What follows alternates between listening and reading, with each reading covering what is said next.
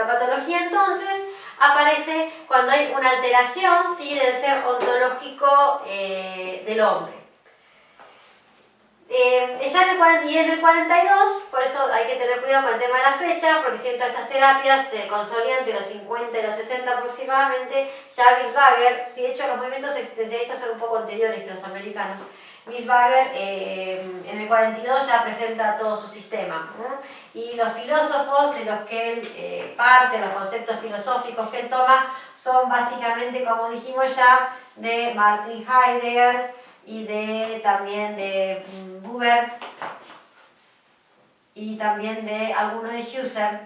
Por eso se le llama fenomenológico existencial, ¿sí?, por la fenomenología de Husserl y el existencialismo, ¿sí?, que ya dijimos que, bueno, que hay que verlo con reservas esto de Martin Heidegger. El otro movimiento existencialista, o también llamado fenomenológico existencial, es la logoterapia de Viktor Frankl.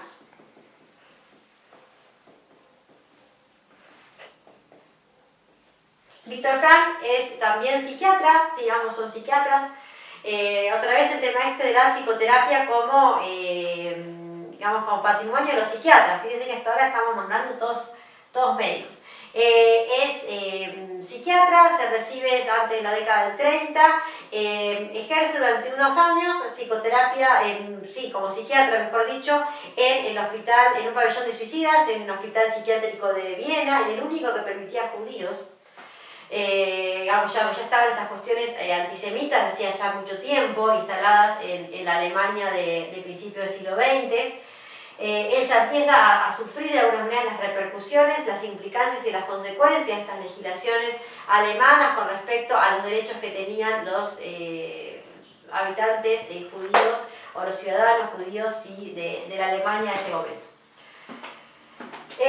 Tenemos entonces digamos, a un psiquiatra que está formado, ¿sí?, en el ámbito de la institucional y que ya en los años 40 va a ejercer su psiquiatría en modo privado, en un consultorio privado, hasta que cuando inicia la guerra es víctima de la persecución y de la deportación, ¿sí?, nazi, que se hace del pueblo judío a los campos de concentración. Él es víctima, ¿sí?, de esta persecución, su familia, sus padres mueren, su esposa muere en campos de concentración. El primero es llevado a un campo en el 42 y en el 44, si no me equivoco, ya es llevado a Auschwitz y recién es liberado, ¿sí?, un año y pico después, en manos del ejército aliado, el ejército americano. El modelo psicoterapéutico propiamente dicho comienza y se consolida oficialmente, digamos, luego de la posguerra, donde él asume cátedras, ¿sí?, en la Universidad de Viena, y después también es invitado por algunas universidades estadounidenses a tomar cátedras y a dar clases. De hecho, en un momento es profesor de más de 5 universidades a la vez en distintos puntos, tanto en Estados Unidos como en Viena. Recibe muchos premios y pasa a ser una personalidad reconocida en el ámbito de la psicoterapia. Entonces, como dijimos, si bien esto se consolida hacia el final de la guerra, después de la guerra, de hecho el libro muy conocido por él, se llama El hombre en busca del sentido, es un poco el relato de todo lo que él vive desde el punto de vista de un psiquiatra, de un psicoterapeuta en este campo de concentración. Entonces les comunicaba que este autor, si bien se consolida sobre el final esta psicoterapia al final de la guerra, ya Viktor Frankl había expuesto el concepto de logoterapia en una conferencia en los años 30 y después ya había escrito un par de artículos antes de su secuestro haciendo referencia a un modelo terapéutico, ¿sí?, que puede ser llamado logoterapia y que se basa en principios filosóficos, fenomenológicos existenciales. Hay algunos principios básicos, ¿sí?, de la logoterapia. El hombre principalmente lo que tiene es una voluntad de sentido, a diferencia de la voluntad, ¿sí?, la voluntad en el sentido de algo que no podemos evitar, en el sentido prácticamente a nivel de la pulsión freudiana. así como en el caso de Freud una voluntad sexual, una pulsión sexual, una pulsión de vida. Acá tenemos una voluntad, una pulsión, un impulso al sentido, ¿sí? Al significado, de lo que nos diferencia básicamente del mundo animal. Otro concepto básico es la libertad individual, ¿sí? La posibilidad que tenemos como seres humanos de poder elegir nuestro destino. Son como conceptos principales. Y por otra parte, el sentido de la vida. Nosotros somos ávidos buscadores, por nuestra voluntad de sentido, del sentido de la vida, y lo buscamos hasta el último minuto de nuestras vidas, hasta la más límite de las situaciones, ¿sí? Haciendo referencia, por ejemplo, a su traumática y trágica estadía en los campos de concentración alemanes. En esta búsqueda del sentido de la vida, las personas logramos muchas veces al tener un sentido, una íntima sensación de lo que es el sentido de nuestra vida para nosotros, pero llevamos en la existencia, llevamos estilos de vida muy separados de ese sentido, muy alejados y hasta contradictorios con ese sentido íntimo de la vida que yo tengo. En esta distancia entre el profundo sentido de la vida que tengo en mi interior y el tipo de vida, el estilo de vida que yo tengo, en esta distancia lo que tenemos a veces es el surgimiento o lo que sería la problemática de las neurosis no éticas. Neurosis no éticas, ¿sí? Son los síntomas neuróticos que surgen justamente, los síntomas neuróticos surgirían justamente en esta distancia, en esta contradicción entre el estilo de vida y el sentido de la vida que tengo en mi interior, que he adquirido, que he construido o que siento que es mi más íntimo significado. Estas neurosis no éticas, ¿sí? Son la causa de consulta, ¿sí? De las personas. Y los terapeutas trabajan, los logoterapeutas, en generar existencias más auténticas. Una existencia auténtica es lo opuesto a la inauténtica. La inauténtica es justamente esta contradicción entre lo que yo vivo y lo que yo creo y lo que yo siento. Y el terapeuta, a través de distintos métodos y técnicos psicoterapéuticas, lleva a que la persona tenga una existencia más auténtica, más coherente, ¿sí? Entre su sentido de la vida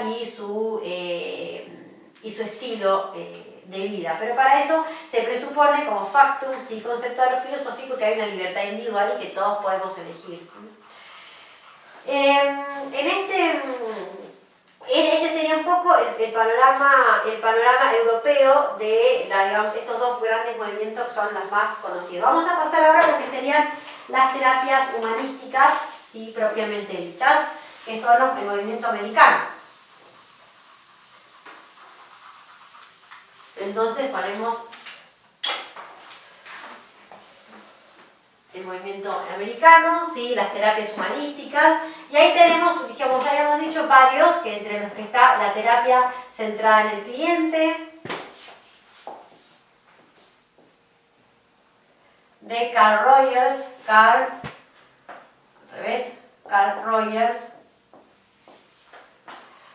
Después tenemos la terapia gestáltica, de Fritz Perls, la terapia transaccional, de Eric Berne, el psicodrama de Moreno, de Jacob Moreno,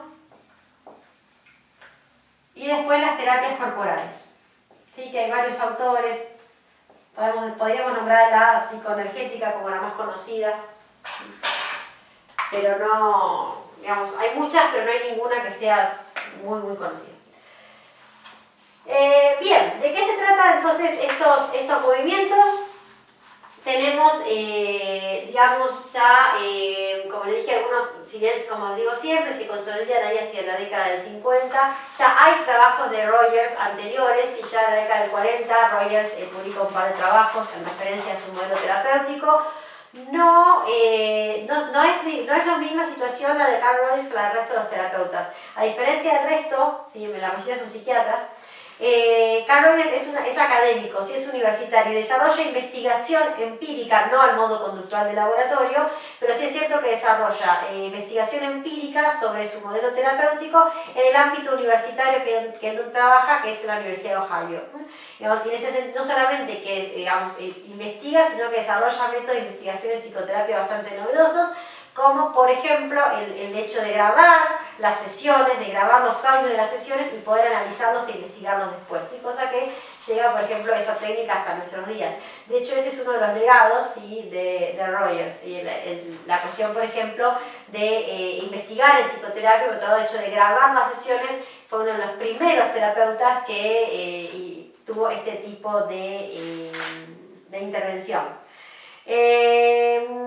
Ya para el 42 entonces es profesor de la Universidad de Ohio, es un profesor protestante, de familia protestante. ¿Por qué digo esto? Porque bueno, también presupone, como Frank, está también el carácter, tal vez una visión un poco religiosa del ser humano, que vemos como Frank la idea de que el paciente tiene la libertad, ¿sí? Es como de alguna manera subyace filosóficamente hablando en estos autores la idea de un libre albedrío. Subyace esta idea, entonces el paciente es libre para elegir su destino, libre para tomar sus decisiones, y eso repercute en el tipo de intervención terapéutica. Va a ser un terapeuta no directivo y va a delegar más bien la cuestión de monitorear, ¿sí?, y llevar adelante gran parte de decisiones terapéuticas en el paciente. Entonces digo, esta idea de la libertad individual repercute un poco en la idea de terapeuta que Rogers plantea. La psicoterapia gestáltica de Peirce.